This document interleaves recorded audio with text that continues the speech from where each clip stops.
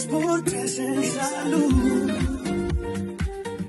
Saludos, bienvenidos sean todos y cada uno de ustedes a su programa especializado en temas de salud.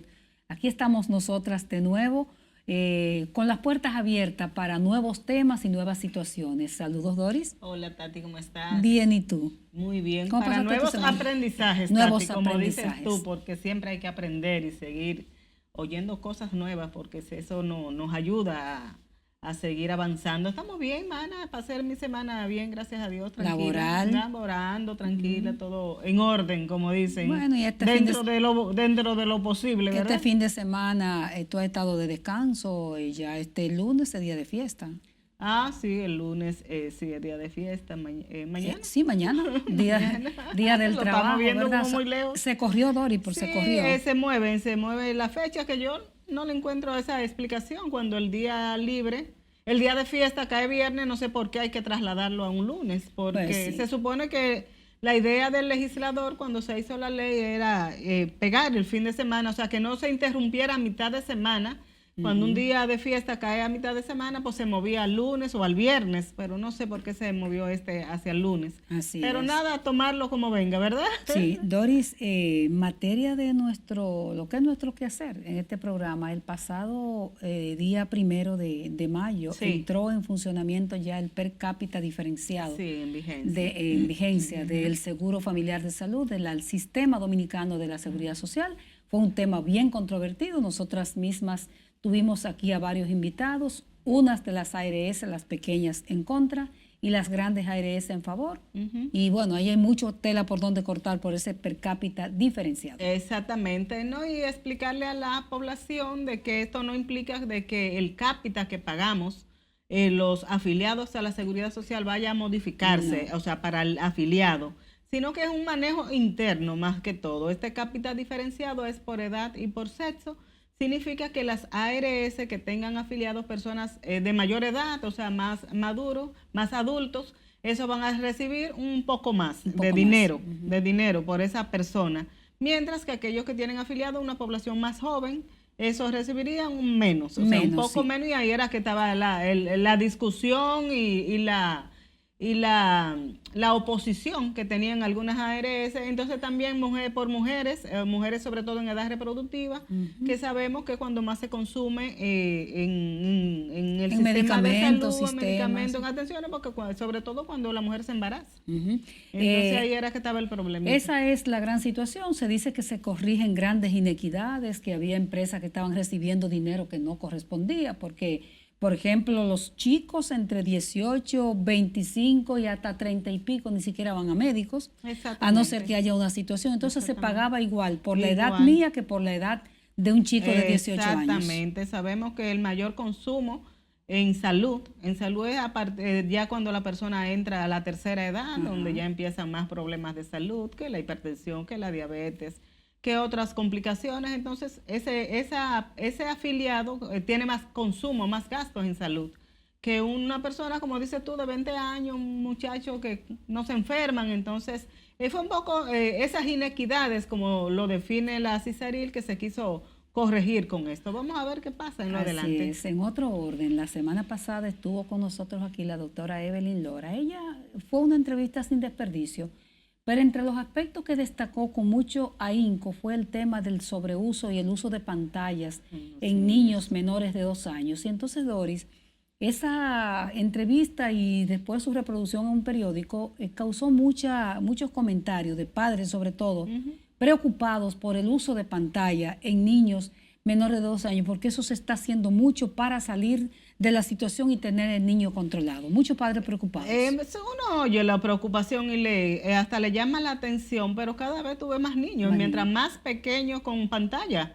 Incluso niños que tú dices, pero no saben ni leer, no saben ni escribir, pero ya el niño te maneja la pantalla y te busca temas. Sí.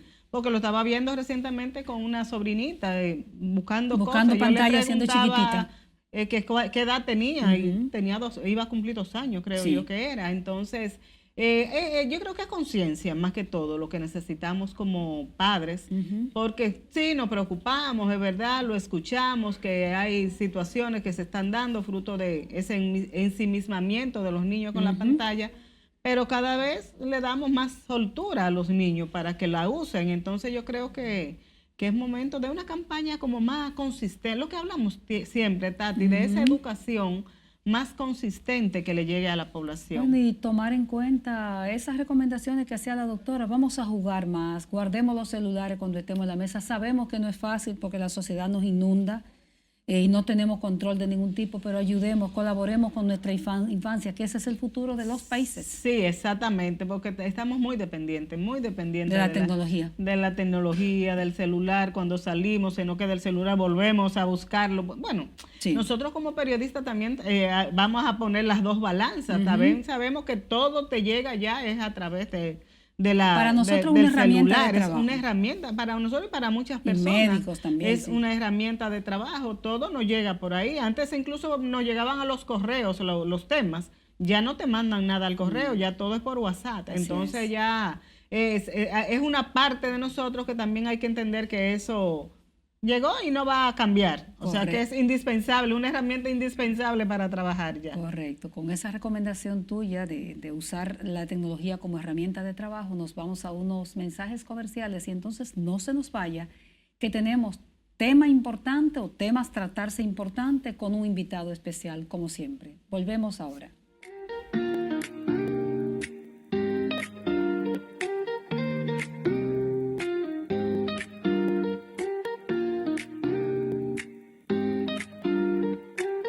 Por tres en salud.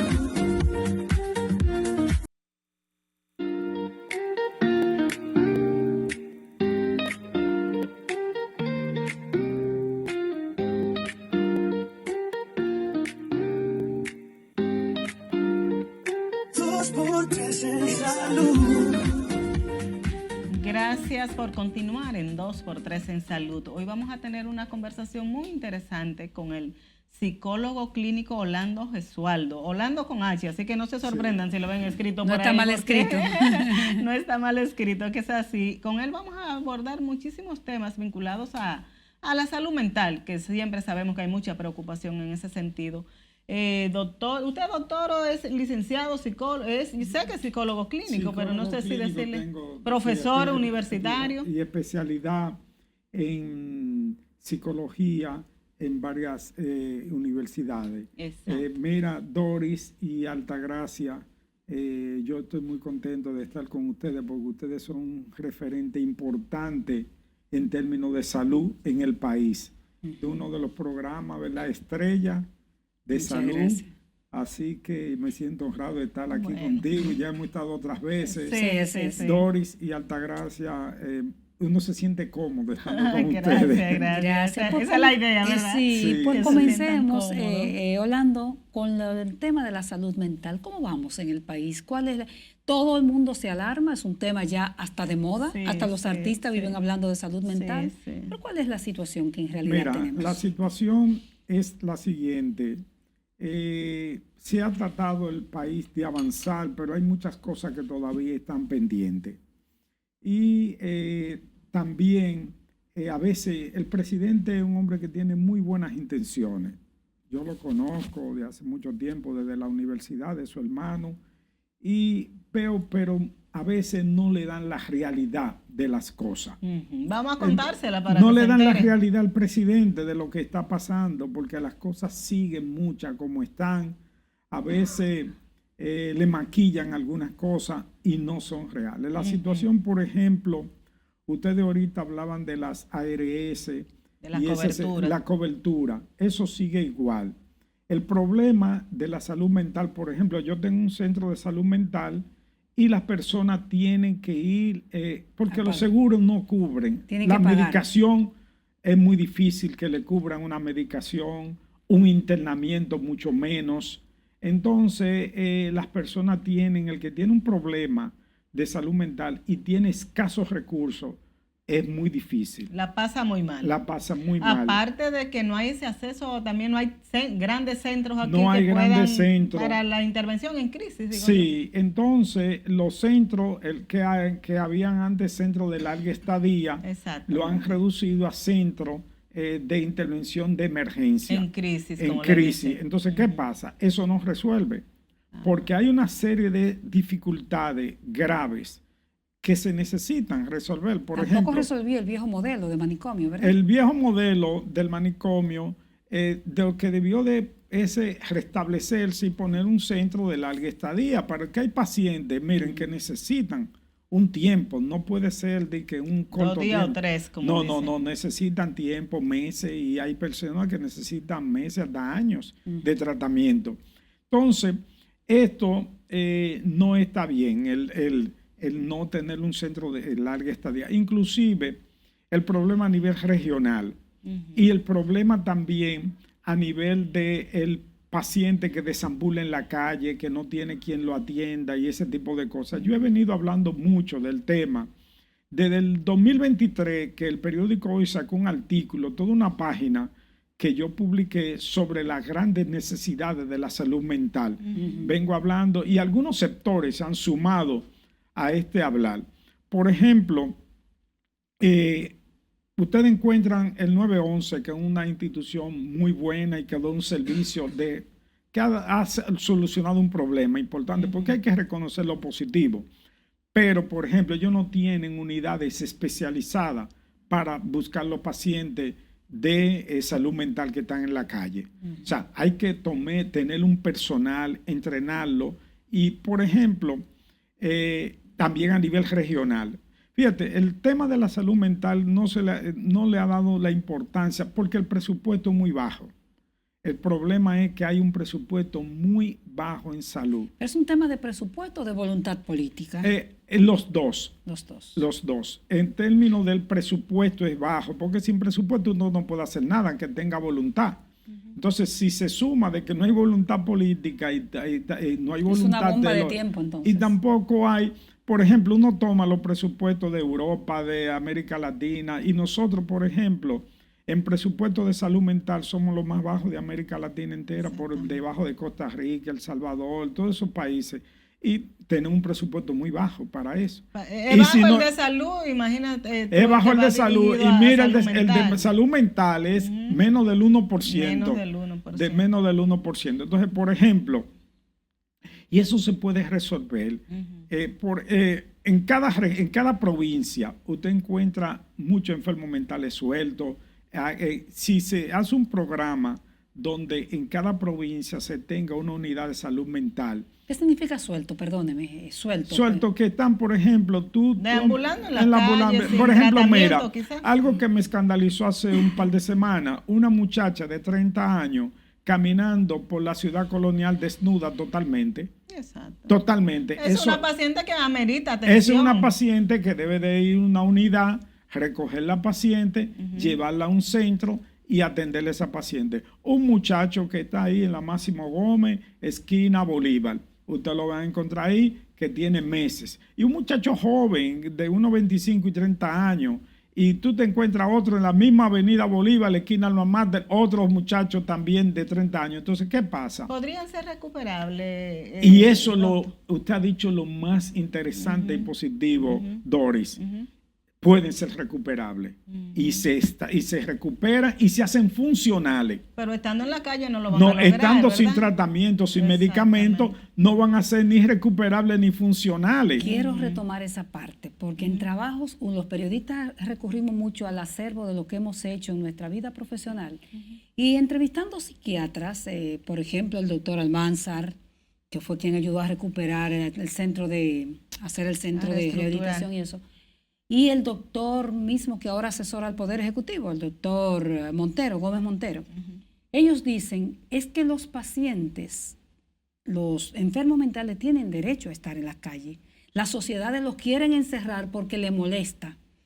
¿Es que no estén en las calles desde su óptica o es que estén en la calle pero puedan estar tratados y medicados? ¿Cuál es la posición? Mira, el asunto de ellos ponerlo en la calle, si le entregan un enfermo mental, por ejemplo, a una familia que no tiene ningún recurso para darle la medicación, lo va a dejar en la calle. ¿Usted cree que es saludable que un joven de 25 años esté cogiendo agua, sol y sereno en la calle, mojándose, porque hay que dejarlo en la calle? No, eso está muy equivocado en ese sentido, porque lo ideal sería que el paciente se recuperara y se le diera un seguimiento con un trabajador social y se le pusiera a hacer asuntos utilitarios, trabajo de utilidad. Estaban las unidades de las estancias de día, ¿cómo se llamaban? Sí, entonces, por ejemplo, ese muchacho, usted lo saca, al sacarlo de la calle, por ejemplo, para el turismo, que aquí se enfatiza mucho, no es conveniente tampoco tú tener personas que ahí ustedes encuentran a cada rato en los programas algunos que tiran piedras, que golpean gente, que hacen daño. Yo pienso, entonces hay que sacarlo. Que el derecho a estar en la libertad es indiscutible, pero con tratamiento. Pero y con tratamiento, o sea, lo no que lo hay puede que soltar hacer, porque él quiere estar en la calle. No, hay una responsabilidad del Estado exactamente, también. ese Yo creo que paciente, una forma muy fácil lo que yo he propuesto es lo siguiente, que ese paciente, una unidad, recupera al paciente, se le dé tratamiento y luego un trabajador social le dé seguimiento a su medicación con su familia y se haga funcional. Funcional es que pueda ayudarle en su casa, tener un pequeño trabajo, porque yo tengo pacientes que tienen problemas graves mentales y que son funcionales. ¿Pero por qué? Porque tienen una familia que pueden pagar el tratamiento y lo hacen funcional y viven. Tengo inclusive pacientes con diferentes tipos de profesiones que le ejercen a cierto nivel. Vamos a seguir con este tema, está sumamente interesante. Regresamos en un momentito para seguir abordando. Yo creo que hay que buscar responsabilidades de lado y lado. Sí. Y que hay que buscar soluciones, porque a veces no quedamos nada más en hablar del tema. Así que regresamos en un momentito.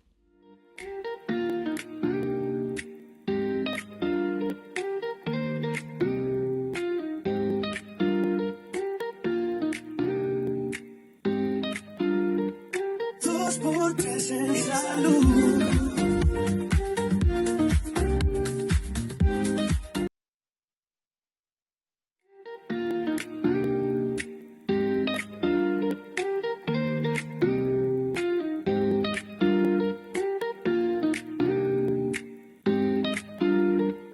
Dos por tres en salud.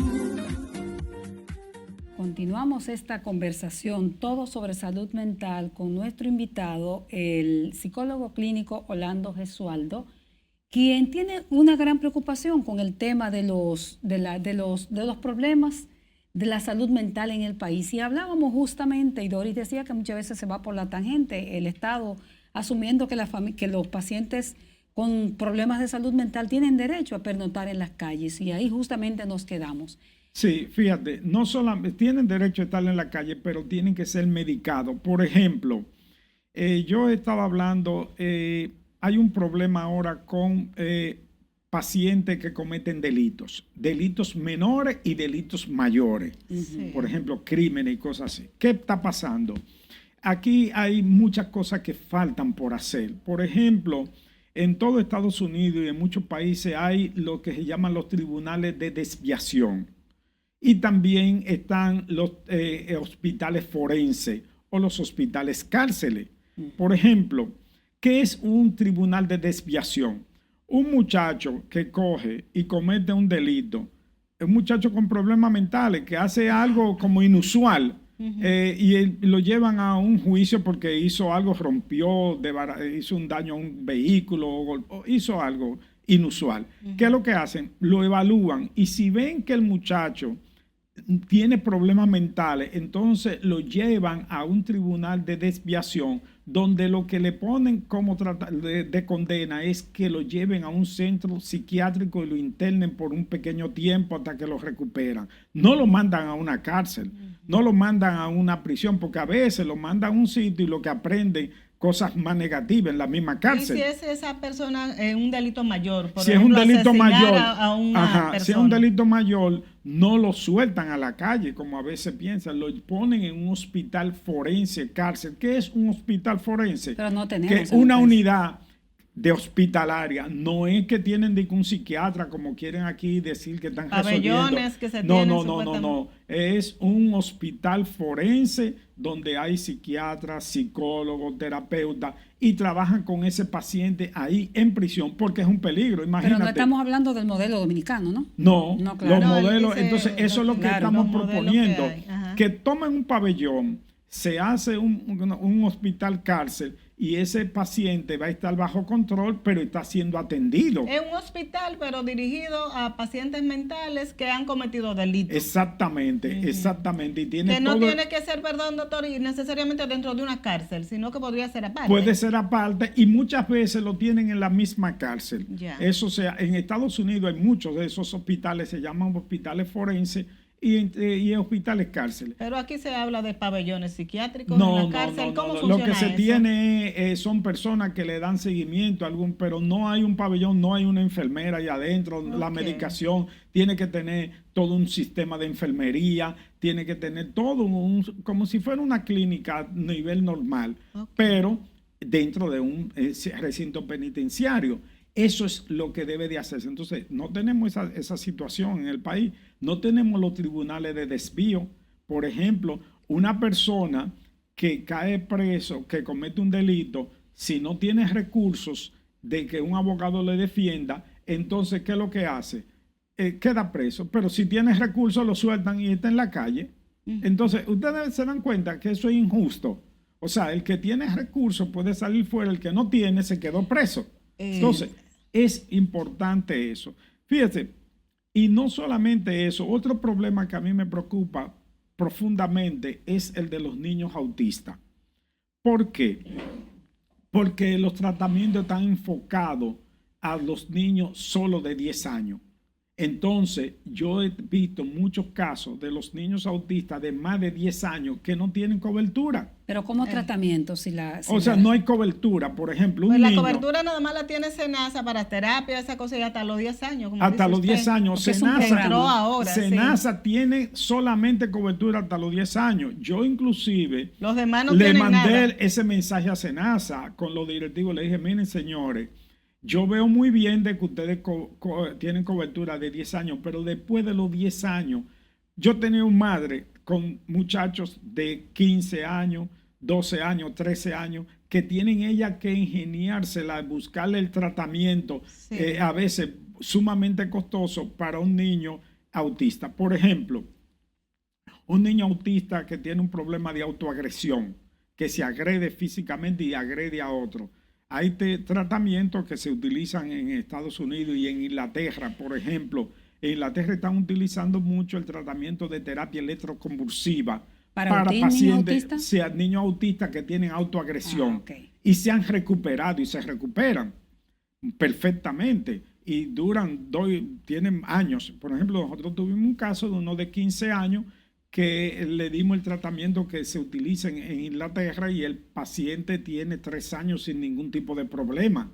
Lleva 3 años sin agredir y sin agredir a su madre, sin agredirse a él mismo. Se pudo estabilizar muy bien, más su medicación. Pero ¿qué pasa? Lo hizo una madre que pudo pagarlo. Pero ¿y cuántas madres que no pueden pagar eso?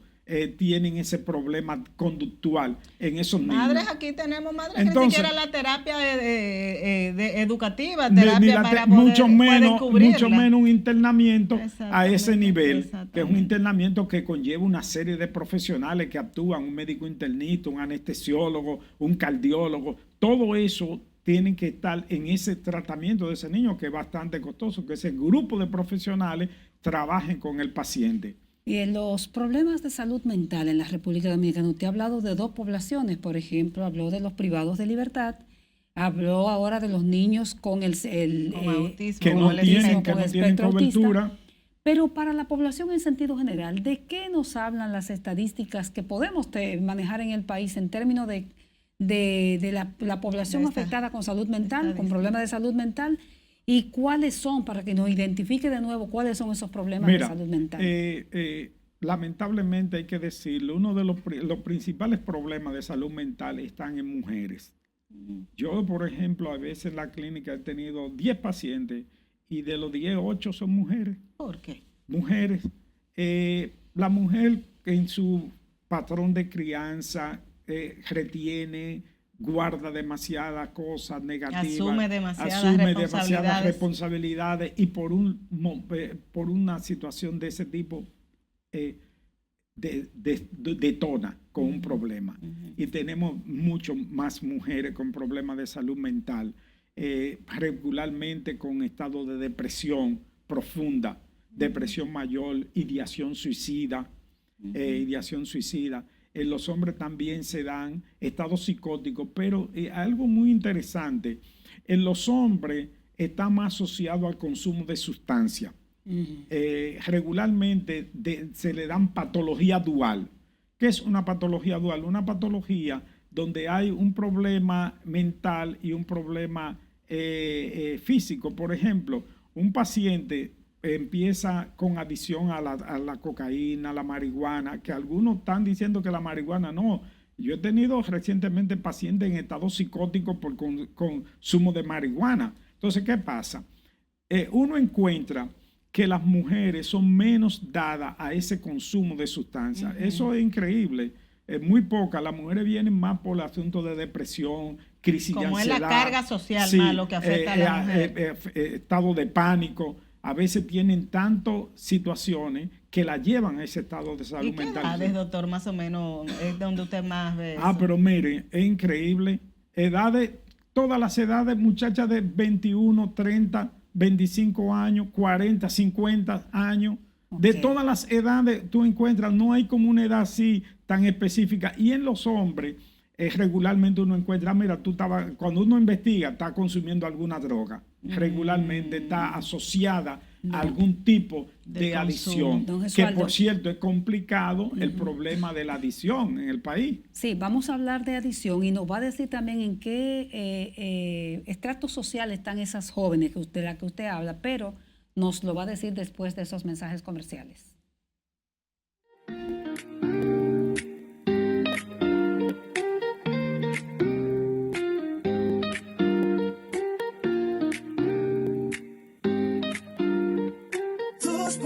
En salud.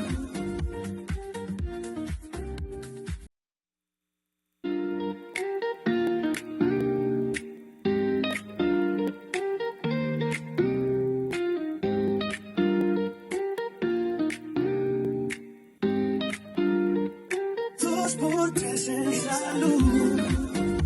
Estamos hablando sobre la incidencia que tienen las enfermedades de salud mental, sobre todo la depresión, decía el licenciado Orlando Gesualdo, sobre todo en mujeres, esas estadísticas. Cuéntenos entonces, ¿a qué ustedes atribuyen que sean más en mujeres? Quizás los jóvenes de ahora no están manejando más las cargas emocionales, doctor. Sí, fíjate lo siguiente, las mujeres tienen mayor sobrecarga, muchas veces son madres solteras que tienen que ver con el trabajo del hogar, y una cantidad de situaciones que la llevan a tener un problema de salud mental. Además, como te digo, la mujer es un ser mucho más, más emocional.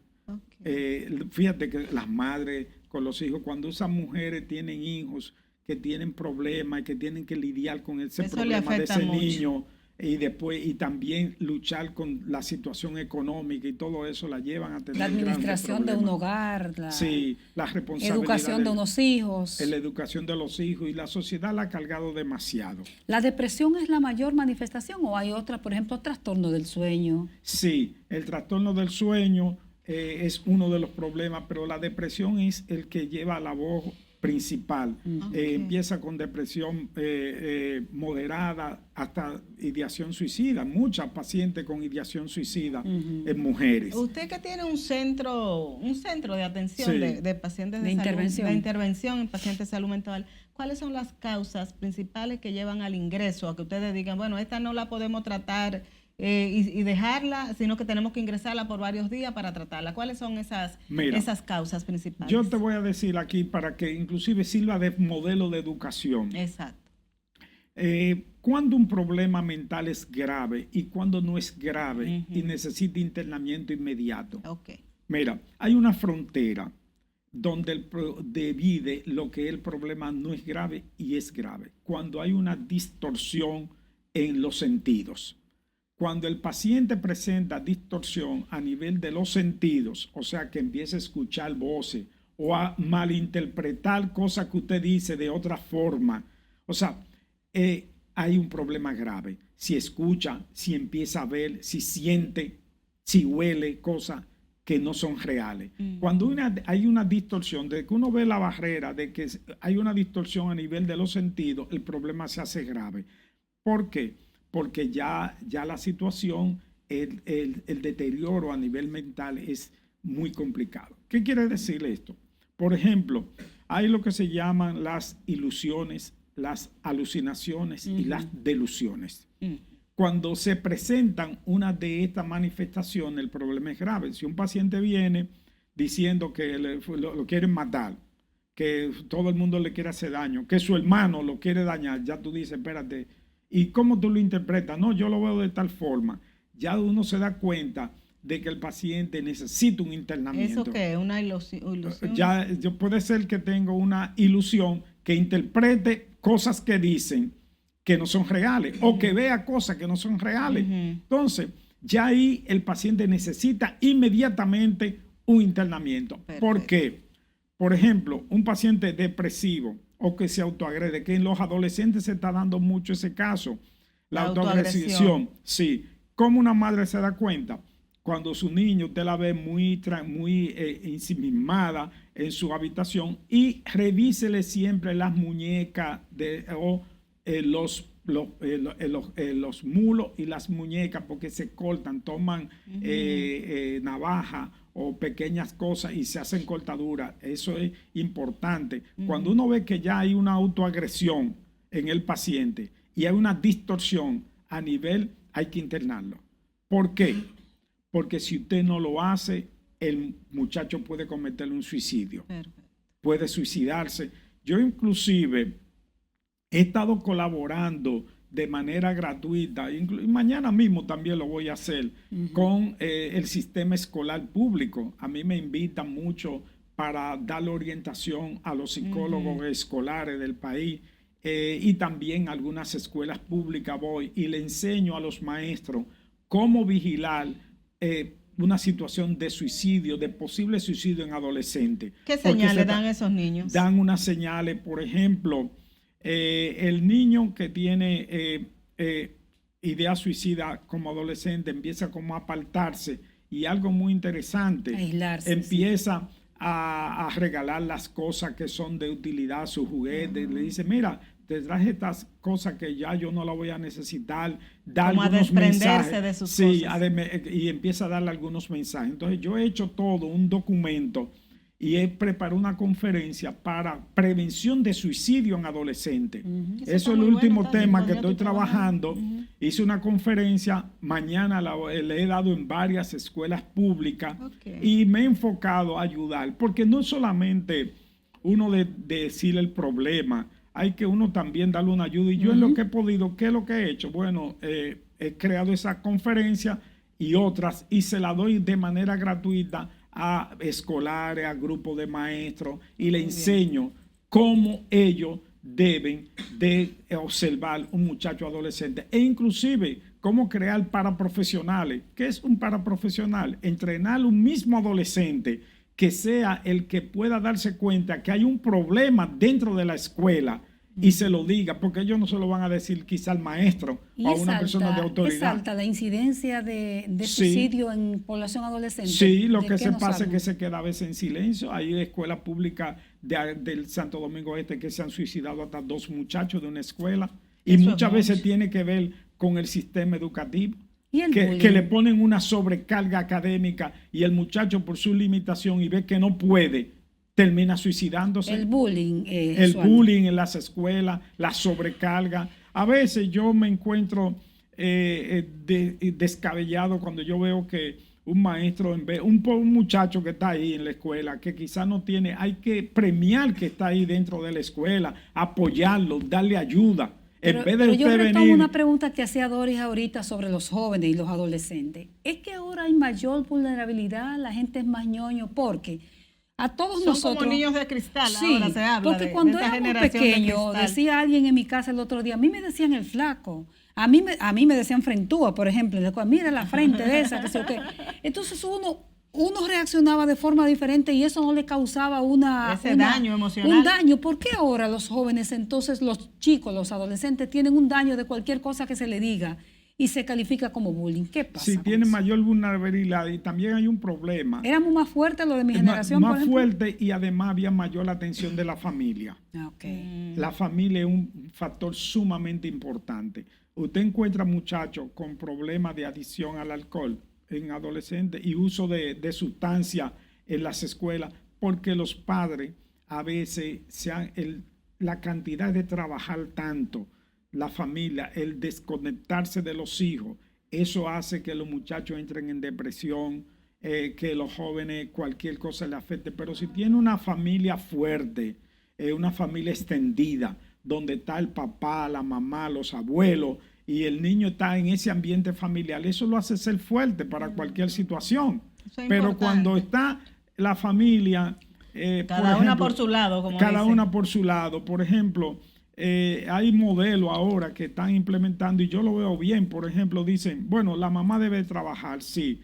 ¿Y qué es lo que han hecho? Han diseñado horarios donde la mamá trabaja de 8 de la mañana a 3 de la tarde y regresa esa hora. El papá trabaja hasta las 5 o las 6. Pero ¿qué sucede? Cuando el niño está en la escuela, la mamá está trabajando. Y cuando llega de la escuela, encuentra a su mamá en la casa. O sea, como que no hay el vacío de un muchacho dejarlo solo todo el tiempo en su casa. Imagínate un muchacho Porque ese solo. mundo en desarrollo generó estos problemas. Sí, entonces, aquellas aguas trajeron estas tempestades. Entonces, ¿qué como se pasa? dice. Un muchacho solo en su casa empieza con la computadora a buscar cosas, a ver informaciones negativas y se empieza a enfermar.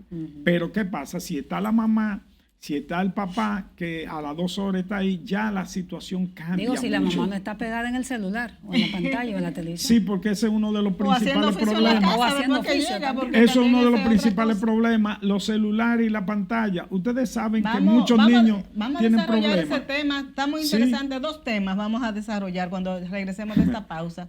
El 33% de los adolescentes están abandonando la escuela. eso ¿Qué es está grave, pasando? eso es grave. Y vamos a hablar de la pantalla. Usted me decía de la epilepsia sin Sí, convulsiones, sí, fruto sí, de vamos a las hablarle. pantallas. Pero nos lo va a explicar después de esta brevísima pausa. Regresamos.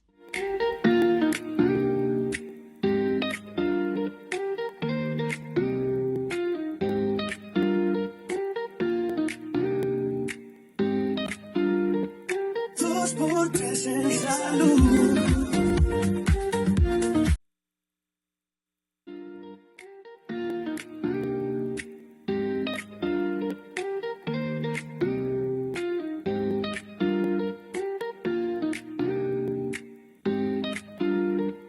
Dos por tres en salud.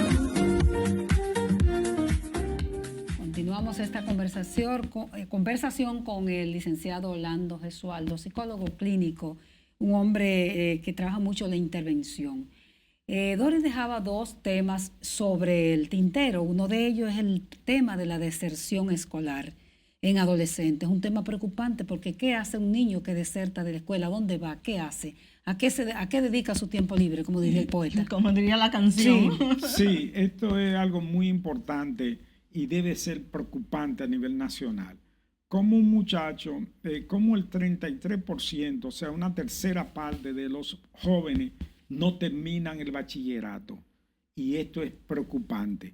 ¿Qué está pasando? Hay que poner una intención muy definida en eso. ¿Qué pasa? Las escuelas, por ejemplo, tiene que haber algún tipo de, el modelo de formación del estudiante donde se le da que aprenda un tipo de oficio, que al final de su bachillerato pueda tener un trabajo. El muchacho lo que hace es que al ver que no va a lograr nada, que muchos jóvenes se gradúan de bachillerato y al final están haciendo nada en la calle, entonces dice, ¿para qué yo voy a continuar en esto? Entonces eso también hay que darle seguimiento. ¿Cuál es la situación por la cual ese muchacho abandonó la escuela? Si es que tiene un problema emocional, si es que está depresivo, si es que tiene falta de recursos. Hay que estar monitoreando de manera cercana ¿A cada quién le uno de toca esos ese muchachos. monitoreo? Eso le toca al sistema de educación. El sistema de educación tiene que tener un control. Por ejemplo,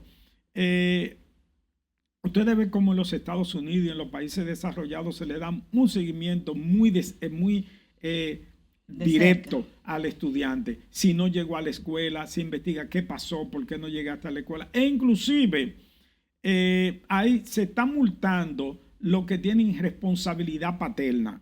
Me explico, si una familia no se ocupa de ese muchacho, de que vaya a la escuela, de que tenga su libro, su desayuno y sus cosas.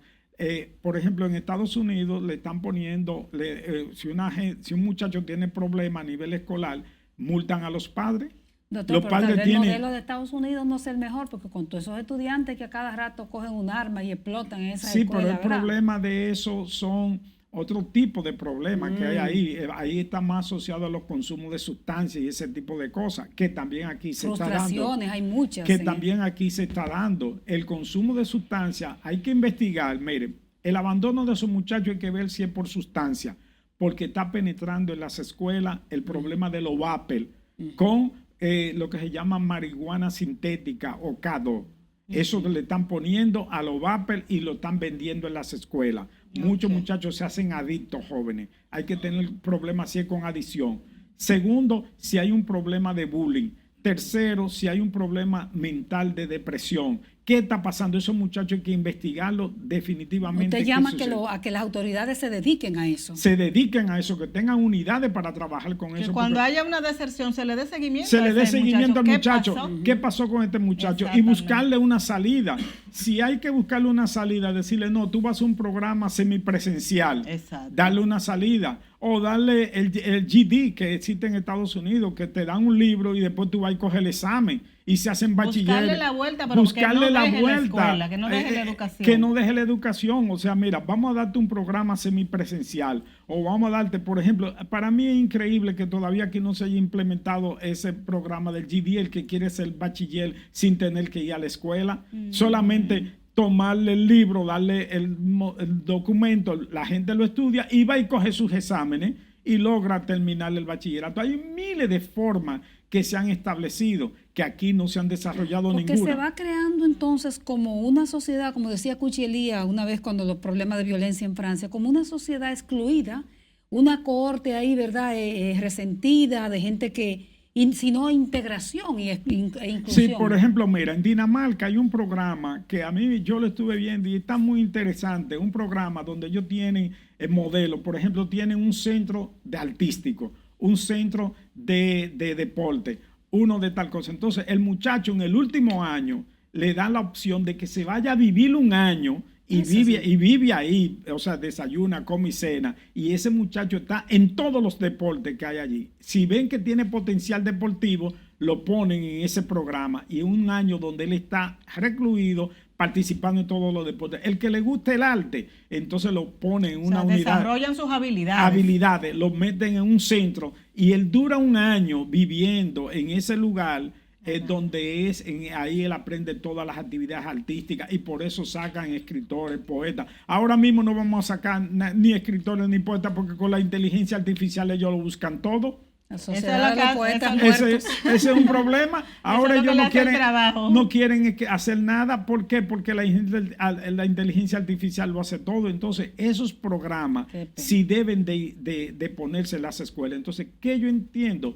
Que el Ministerio de Educación debe de tener un registro muy cuidadoso de cada uno de esos muchachos y hacerle un estudio, mandarle un trabajador social a la casa para ver qué pasó con ese muchacho. Muy buena sugerencia. Muy Que el buena. Estado es como si el Estado no tuviera respuesta a estos grandes desafíos. Y hay todo, y aquí habemos, no solamente yo, hay mucha gente capacitada en este país que podemos ayudar. Por ejemplo, y no porque no paguen un sueldo ni nada, yo ayudo de manera gratuita y voy a esas escuelas y doy esos seminarios. Si a mí me llamara y me dijeran, mira, ayúdanos con el tema de salud mental, a mí no tienen que pagarme ningún sueldo. El Estado no se Yo no desentienda. necesito que me paguen ningún sueldo para eso. Y así hay mucha gente de profesionales. buena voluntad que Exacto. queremos que nuestro país progrese, Ayudar siga al avanzando, sin tener que nos nombren en un puesto, Entonces, ni que me paguen un aquí sueldo, hay, ni aquí nada hay de dos eso. temas, doctor, que hemos enfocado en los que el Estado no debe desentenderse, que es con la deserción escolar, que nada más dicen estadísticas, se fueron tanto este año. No. La deserción escolar y los pacientes mentales que deambulan en la Por calle. ejemplo, que yo tampoco he puede estado desentenderse. trabajando de manera voluntaria y gratuita con los jóvenes adolescentes con ideación suicida, con deserción escolar, y le he dado alguna orientación de manera voluntaria y gratuita. El viernes voy a darle una conferencia a un grupo de orientadores y psicólogos del sistema escolar. Ahora vamos a enfocar un poquito a un tema que usted me hablaba antes de empezar el programa, y es sobre la epilepsia que se está dando en niños, pero que no está dando convulsiones. Entonces es más difícil de la gente. Mire lo que pasa. Eso tiene también, uno lo puede ver en las escuelas. Muchos niños tienen problemas de aprendizaje. ¿Cuál es el proceso de aprendizaje? Para usted aprender necesita 3 elementos importantes. Atención. Después de la atención viene la retención, y después de la retención viene la reproducción motora. Son fenómenos, son 3 partes. Atiende, retiene y reproduce. Eso no se da cuando el niño pierde su sistema de atención. A las pantallas, lo que son los celulares y todo eso expone que el niño puede desarrollar lo que llama un petit mal, una epilepsia sin convulsión. Petit mal. Petit mal, o sea, una epilepsia donde el muchacho no tiene convulsión. Por ejemplo, y eso lo podemos detectar inclusive los psicólogos clínicos con pruebas que hay, por ejemplo, una prueba que se llama prueba gestáltica visomotora de Lauretta Bendel, una mujer que desarrolló una prueba muy interesante, porque hay mujeres que han hecho muchísimos libros interesantes que la gente cree que son varones. Cuando dice Bendel es una mujer, Lauretta. Cuando dice Piaget, son mujeres que han hecho grandes contribuciones. Entonces, ¿qué pasa? Rapidito que ya se nos que el niño se detecta, se queda como en un vacío. Yo tuve un caso de un niño que tenía un petit mal. El niño lo llevaron por problemas de aprendizaje y cuando lo evaluamos se quedaba como que se sale del momento. Como que se desconecta. Se desconecta por un momento, y es que está teniendo una convulsión una epilepsia sin convulsión. Sin convulsión. Y bueno, evidentemente ahí entra el neurólogo. Por eso el neurólogo, entonces lo mandamos a un neurólogo y se dio un tratamiento. Por eso hay que observar, cuando un niño tiene problemas de aprendizaje, hay que investigar visión, si tiene petit mal y todo eso. La pantalla hay que quitarla. Bueno. Yo creo que hay que eliminarla del uso, que el muchacho empiece a utilizar su mente, no esté sumando 2 para 2 con una calculadora, que utilice la mente. Bueno, yo creo que con esa observación que usted hace y ese llamado a que se vayan eliminando las pantallas para que el niño vaya desarrollando su cerebro, porque sus habilidades. En Francia la prohibieron, ponen al niño que se enlode, que juegue con cosas naturales, con la naturaleza. Bueno, pues muchísimas gracias, Orlando Gesualdo. La verdad que siempre cuando usted va al programa desarrollamos muchísimos temas de esos interesantes que tanto afectan a la población. Y uno se siente bien aquí porque aquí este es un programa que es líder en salud. Muchas gracias. Tantos años ustedes, ¿verdad? Tratando el tema de salud. Muchos años. Bueno, a nuestros amigos televidentes, gracias por todos esos años, como dice Gesualdo, que tenemos nosotros llevándoles informaciones a ustedes positiva cada semana. De salud al país. Así es, gracias. Orientaciones y educación. Nos vemos en la próxima semana.